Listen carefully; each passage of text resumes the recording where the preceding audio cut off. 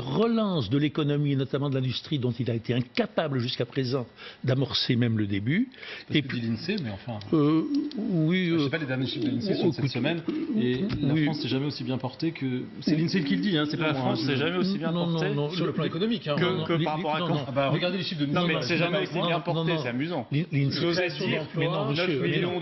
Mais non, monsieur, l'INSEE. Je ne parle pas du social, je parle de l'économie. Mais c'est lié. l'INSEE qui le dit. Ah, vous séparez l'économie et le social, mais c'est lié. L'INSEE ne dit pas ça exactement, me semble-t-il.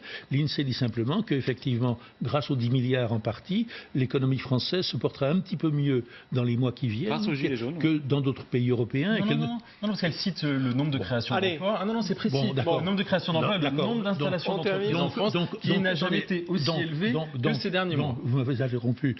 On doit se féliciter qu'il n'y ait toujours que 6 millions de chômeurs et de précaires. Tout va bien dans ce pays. Tout va bien dans ce pays. Donc, beaucoup de gens attendent un meilleur fonctionnement de la démocratie, une relance de l'économie, et notamment de l'industrie, qui n'est pas venue jusqu'à présent. Ici, justement, c'est sur ce point-là que je vous arrêtais, pardon.